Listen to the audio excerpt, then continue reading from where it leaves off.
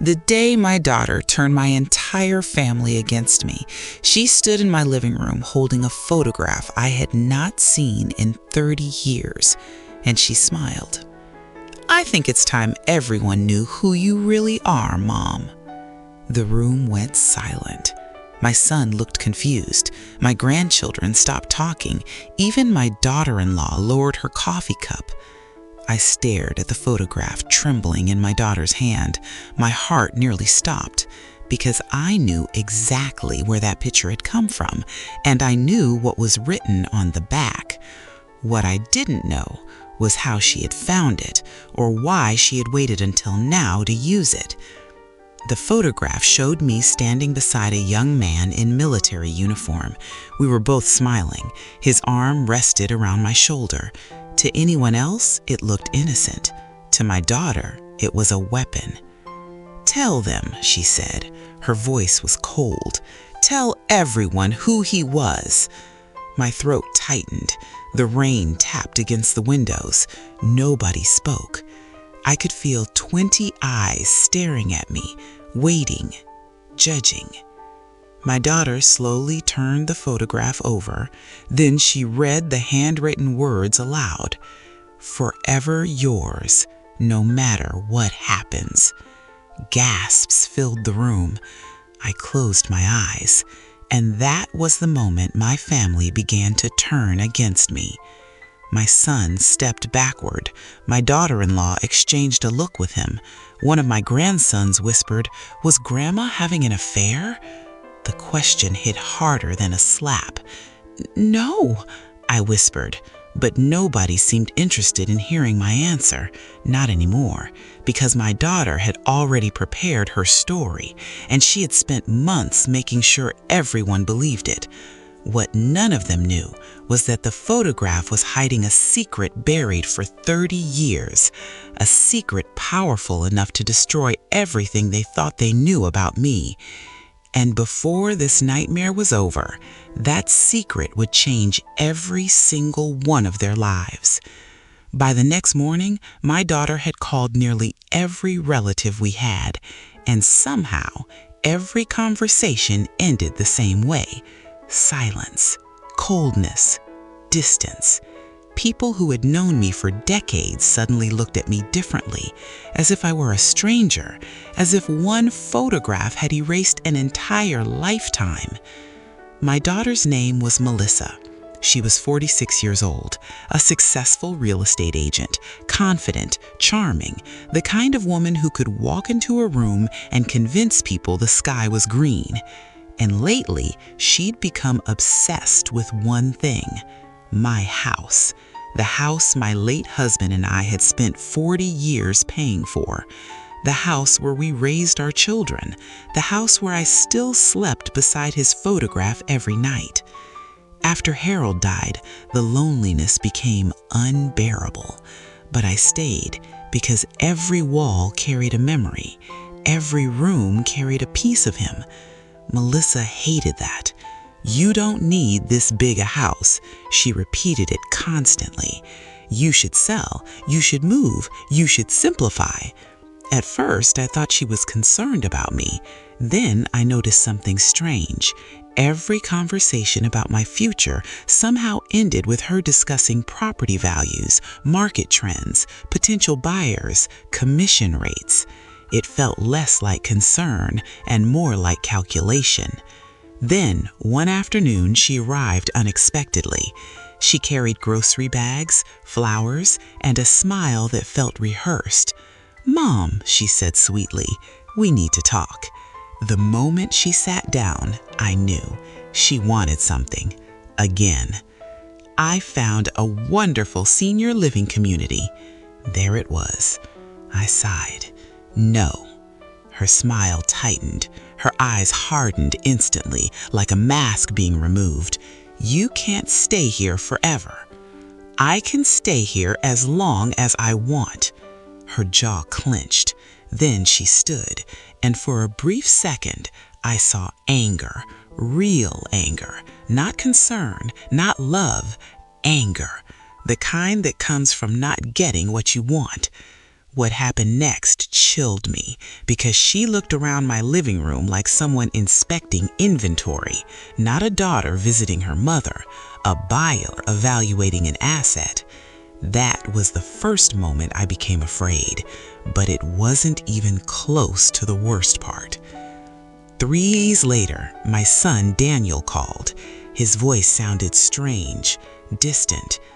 "Daniel, could I ask you something?" "Of course." Long silence. Then he said it. "Were you unfaithful to Dad?" My heart stopped. I nearly dropped the phone. Melissa. She had already started. She had shown him the photograph, and whatever story she was telling, he believed it. "No," the word came out broken. "I loved your father more than anything." Another silence, heavy, painful. Then he said something that shattered me. "Melissa says she's been protecting us from the truth for years." I felt physically sick. Protecting them? From me? After everything I sacrificed? After every night I stayed up with sick children? After every extra shift I worked? After every birthday, every scraped knee, every school play, every Christmas?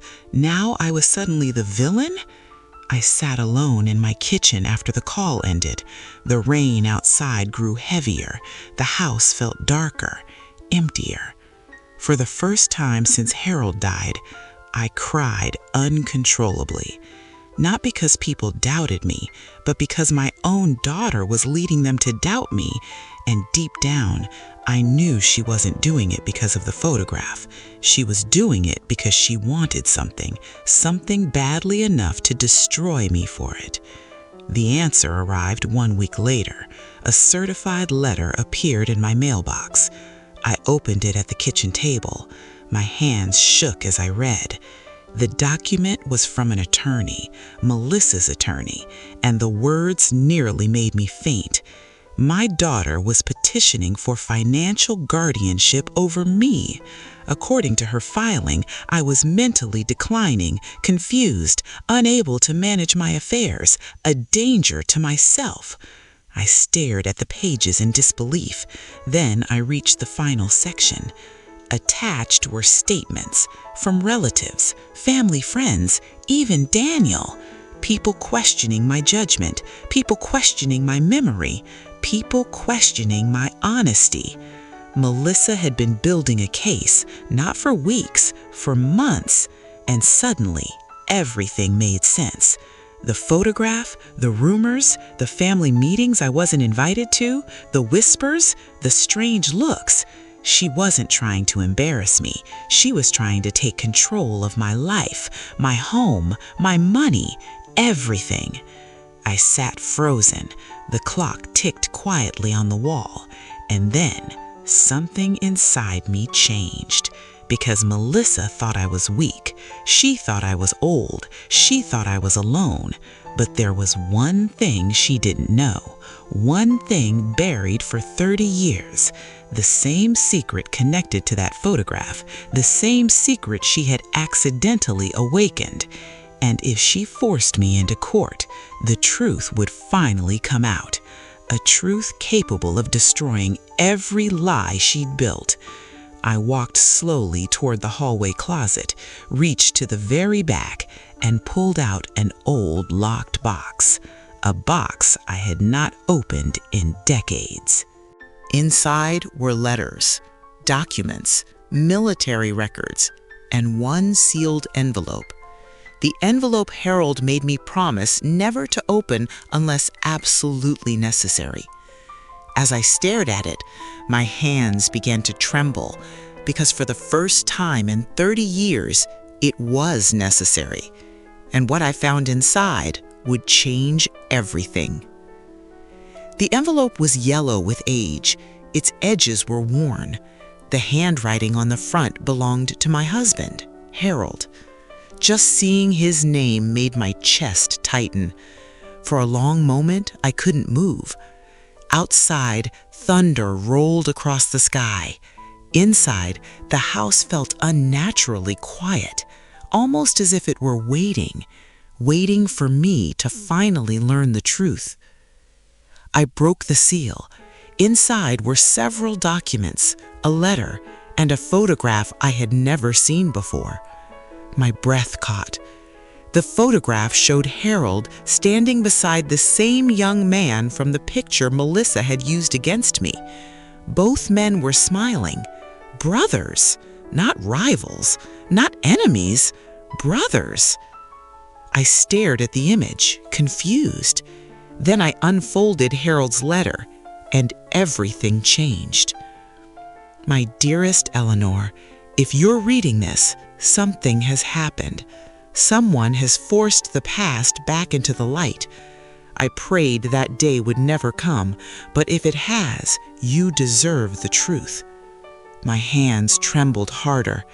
Harold continued, "The man in those photographs was not your lover. He was my younger brother, Michael." I froze. For 30 years, only Harold and I had known. Not even our children knew Michael existed. The reason was devastating. During a military operation overseas decades ago, Michael had become involved in a classified incident that ended in tragedy. The government buried much of what happened. Families were threatened with legal consequences if certain details became public. Michael disappeared from public records. His name vanished. Officially, he almost ceased to exist. Harold spent years protecting that secret, protecting Michael, protecting everyone. And now Melissa had unknowingly built her entire attack around a lie. But the letter wasn't finished, not even close, because the next paragraph nearly stopped my heart. "There is something our children never knew, especially Melissa." I sat forward, my pulse raced. Then I read the sentence, and everything I believed shattered. Melissa is not my biological daughter. The room spun. I gripped the edge of the table, unable to breathe, unable to think, unable to process what I was reading. Tears filled my eyes. No, that couldn't be true. Could it? Harold's words blurred as I continued. 30 years earlier, a terrible accident had changed multiple lives. A young woman named Sarah had died during childbirth. Her husband abandoned the baby. The baby had nowhere to go, no family, no future. Harold and I stepped in. We loved her, raised her, protected her, and promised never to let her feel unwanted. That baby was Melissa. I covered my mouth, crying now, not because she wasn't biologically mine, but because she was, in every way that mattered. I rocked her to sleep, held her hand through fevers, comforted her after nightmares, cheered at graduations, paid for college, loved her completely, and she never knew. Harold wanted to tell her one day, but fear stopped us. Then life moved on, and eventually the secret remained buried. Until now. But that wasn't even the worst part. At the bottom of the envelope was another document, a recent document, one Harold had updated shortly before his death. I unfolded it. My eyes widened.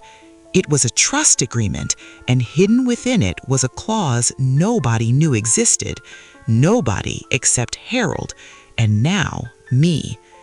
If any beneficiary attempted to falsely declare me mentally incompetent or used fraud to gain control of my assets, that person would immediately lose every inheritance right, every dollar, every property interest, everything.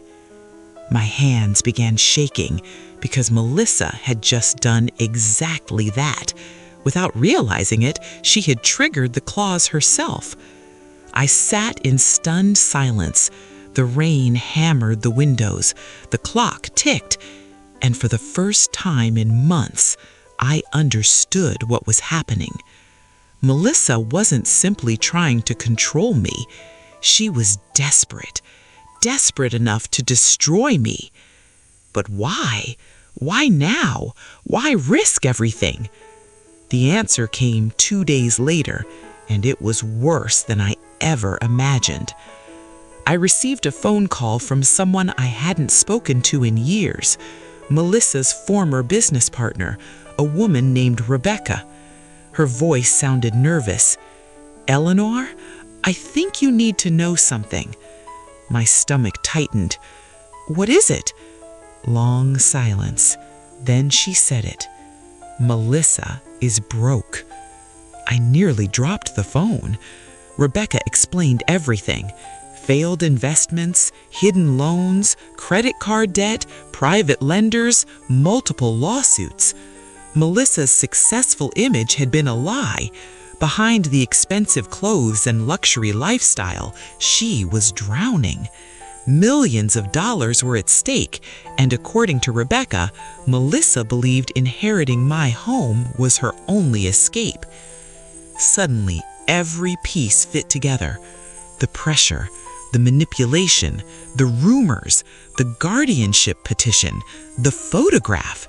She wasn't acting out of anger, she was acting out of desperation. But desperation can make people dangerous, and Melissa was far from finished. 3 nights later, I woke up at 2 in the morning. A strange sound echoed downstairs. A door opening, then footsteps, slow, careful, intentional. My heart pounded. I reached for my phone. The house was supposed to be empty. I lived alone. The footsteps continued, closer, closer. Then I heard a voice I recognized immediately. Melissa, and she wasn't alone. Someone else was with her, whispering, searching, looking for something. My blood ran cold because suddenly I knew. She wasn't just trying to take my future anymore. She was trying to find evidence from the past, evidence that could expose her lies or destroy her plans. And what happened next would push our family beyond the point of no return. I sat frozen in bed. My heart pounded so hard it hurt. Downstairs, I could hear drawers opening, cabinet doors, whispered voices, the sound of someone searching for something specific. I grabbed my phone. For a moment, I considered calling the police. Then I heard Melissa's voice, low, sharp, impatient. "Keep looking." The words sent chills through me. I quietly stepped into the hallway.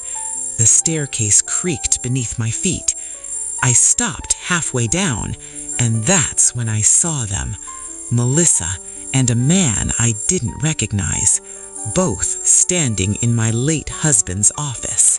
The office I had left untouched since his death. My stomach twisted. The stranger was pulling files from cabinets. Melissa was opening boxes. Neither had any right to be there. Then the stranger spoke. "If it's here, it'll be in these records." Melissa crossed her arms. "It has to be here. What exactly are we looking for?" Her answer stunned me. "The trust documents." My blood ran cold. So that was it. She knew something existed. She just didn't know what. I slowly raised my phone and started recording. Every word, every movement, every lie. Then Melissa said something that broke my heart. "Once Mom is declared incompetent, everything becomes easier." The stranger nodded. "And the house? We sell it." She said it so casually, so coldly, as if she were discussing an old piece of furniture, not the home where her father had lived, not the home where she grew up, just an asset, a transaction, a payday. Tears filled my eyes, not because of the house, because of her, the little girl I once carried on my shoulders, the little girl who used to run into my arms after school. Gone, completely gone. Suddenly, the stranger pulled open a drawer. His eyes widened. I found something." Melissa rushed over. My pulse raced. But before either of them could open the folder, I flipped on the hallway light. The room exploded into panic. Melissa spun around, the color drained from her face. For several seconds, nobody spoke. Then I asked a simple question. "What are you doing in my house?" The silence was deafening. Melissa recovered first. "We were worried about you." The lie was almost laughable. At 2 a.m, breaking into my office, searching through private documents. "Worried?" I said. Her eyes narrowed. The mask slipped just for a second, and I saw pure hatred, real hatred. The stranger quietly backed away. Melissa stepped forward. "You don't understand what's happening." "No," I replied. "I think I finally do." For a moment, I thought she might confess. Instead, she did something even worse. She threatened me. "If you keep fighting this, you'll lose everything." The words echoed through the room. I stared at her, my own daughter, threatening me, inside my own home. Then she walked out, the stranger following behind her. The front door slammed, and just like that, they were gone. But the damage wasn't. The next morning, I called Daniel. My son arrived within an hour. His face looked exhausted, older somehow, like he hadn't slept. I showed him the video, every second, every word, every lie. By the time it ended, his face had turned pale. "Melissa said she was helping you." I nodded sadly. "I know." Daniel sat quietly for a long time. Then he whispered something that nearly made me cry. "I'm sorry, Mom." Those 3 words carried years of pain, years of trust, years of family. And for the first time, I saw doubt in his eyes, not toward me, toward Melissa. But before we could process everything, another shock arrived. A week later, we attended the preliminary guardianship hearing. The courtroom felt cold, silent, unforgiving. Melissa sat across from me, perfectly dressed, perfectly composed, as if she were attending a business meeting, not trying to take control of her mother's life. I noticed something strange. She looked confident, too confident, almost certain she had already won. Then her attorney stood and introduced a new witness, a witness I never expected. My best friend, Margaret. My chest tightened. Margaret and I had been friends for nearly 40 years. Birthdays, funerals, holidays, everything. Yet there she sat, on Melissa's side. I felt physically sick. Margaret avoided my eyes. Then she testified.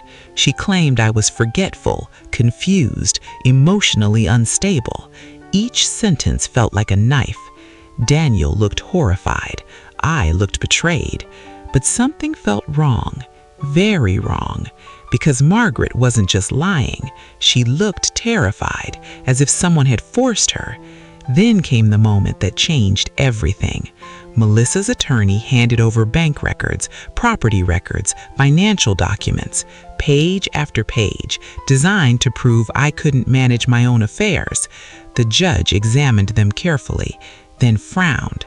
Something caught his attention, a tiny detail, one signature, one date, one document. His expression changed immediately.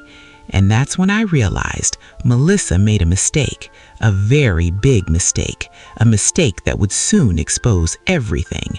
Not just her lies, not just her greed, but the secret scheme she had been hiding from the entire family. And when that truth came out, nobody in the courtroom would ever look at her the same way again. The judge stared at the document for so long that the entire courtroom fell silent. Even Melissa looked nervous. Her attorney shifted uncomfortably. Then the judge raised his eyes. "Where did this document come from?" Melissa's attorney stood. "It was provided by my client, Your Honor." The judge looked back down. His expression hardened. "That's interesting." Nobody moved. Nobody breathed. Then he held up the page. This signature belongs to a notary who died 2 years before this document was supposedly signed. The room exploded. Melissa's face went white. Her attorney froze. Daniel looked stunned.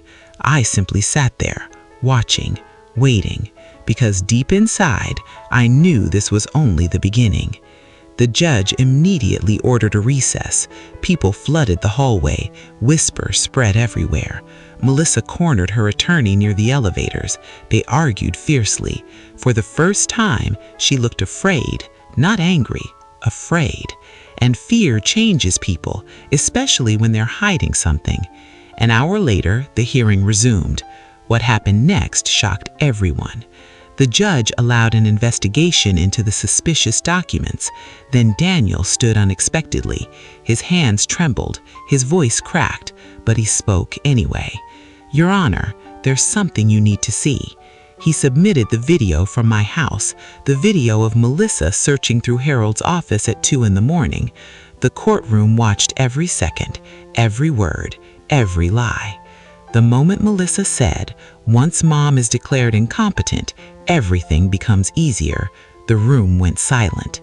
The judge's face darkened. Melissa stared at the floor, unable to look up, unable to explain, unable to hide. But then something happened nobody expected.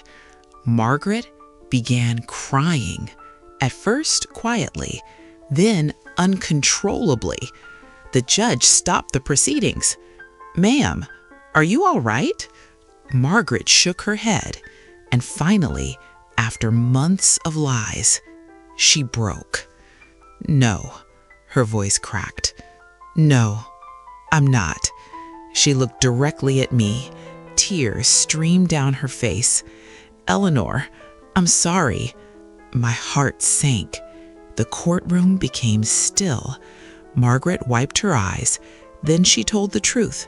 Melissa had been paying her, not thousands, not hundreds, paying her debts, medical debts.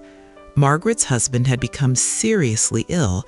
Bills piled up. Savings disappeared. She was desperate. Melissa offered help, but it came with a condition.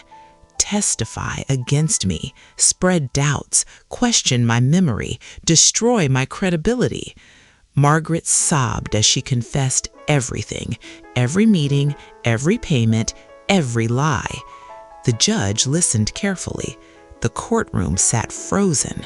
And Melissa? She looked like someone watching their world collapse, because that's exactly what was happening. One lie at a time, one betrayal at a time, one truth at a time. Then came the final blow. The attorney handling Harold's trust entered the courtroom, a man named Richard Bennett. He carried a thick file and a sealed envelope, the same envelope Harold had prepared years earlier. The judge allowed him to speak. Richard adjusted his glasses. Then he revealed the clause. The room became silent, painfully silent. According to Harold's trust, any beneficiary who attempted fraud, manipulation, false incompetency claims, or financial exploitation against me would immediately lose every inheritance right, every dollar, every asset, everything. Melissa looked horrified. Her attorney closed his eyes. Daniel stared in disbelief. The judge asked a single question. Did Miss Melissa knowingly initiate these proceedings? Yes, Richard answered. Did she submit fraudulent evidence? Yes. Did she attempt to gain financial control of her mother's estate? Yes. The answers struck like thunder, one after another, one nail in the coffin after another. Melissa suddenly stood. "This isn't fair." The words echoed across the courtroom. For a moment, nobody spoke. Then she pointed at me, years of bitterness pouring out, years of resentment, years of jealousy. I deserved that house. The courtroom gasped. Daniel stared at her, shocked, hurt, disgusted. Melissa continued, unable to stop herself now, unable to hide. I spent my whole life watching her choose everyone else. Tears rolled down her face, but they weren't tears of regret. They were tears of anger, anger that she was losing. Then she screamed something she could never take back. She was never even my real mother. The room froze. Every eye turned toward me. My chest tightened. There it was, the secret buried for 30 years, the secret Harold had protected, the secret I had spent decades carrying. The judge looked confused. Daniel looked stunned. The courtroom waited, and for the first time in 30 years, I told the truth. I told them about Sarah, the young woman who died, the abandoned baby, the adoption, the promises, the sacrifices, the years of love, the life Harold and I built around a little girl who needed a family. By the time I finished, many people were crying, including Daniel, including the judge's clerk, including Margaret. Even Melissa looked shaken, because for the first time, she wasn't hearing accusations. She was hearing love, real love, the kind that stays, the kind that sacrifices, the kind that chooses a child every day, even when biology had nothing to do with it. I looked directly at her and spoke softly. I may not have given birth to you, my voice trembled, but I chose you. Silence, heavy silence. I chose you every day of your life. Tears filled her eyes. I loved you when you had nightmares. I paused. I loved you when you failed. Another pause. I loved you when you broke my heart. The room was completely still. And I love you now. Melissa broke completely. She collapsed into tears, real tears, the kind that come from shame, the kind that come when someone finally sees what they've become. Weeks later, the court ruled in my favor. The guardianship petition was dismissed. The fraudulent evidence triggered Harold's trust clause. Melissa lost her inheritance rights, every one of them. The house remained mine. The estate remained protected. Justice had finally arrived. But the greatest surprise came months later. One autumn afternoon, there was a knock on my door. I opened it. Melissa stood outside, alone. No lawyer, no anger, no excuses, just regret. For several seconds, neither of us spoke. Then she whispered, "I'm sorry." The words were small, fragile, broken, but real. I looked into her eyes, and for the first time in years, I saw my daughter again. Not the woman consumed by greed, not the woman who turned my family against me, just my daughter, standing there, lost, ashamed, human. The road to forgiveness was long, painfully long. Trust wasn't rebuilt overnight, but healing began that day. One honest step at a time, one difficult conversation at a time, one act of grace at a time. Today, I still live in the same house. Harold's photograph still sits beside my bed. The garden still blooms every spring. And sometimes when the evening sun shines through the windows, I think about everything that happened. The betrayal, the lies, the courtroom, the secrets, the pain, and the truth buried for 30 years. A truth that nearly destroyed my family, but ultimately saved it. Because in the end, money didn't matter, the house didn't matter, the inheritance didn't matter. What mattered was something far more valuable: the people willing to love you when they finally learned the truth. And after everything we survived, that was the inheritance worth keeping.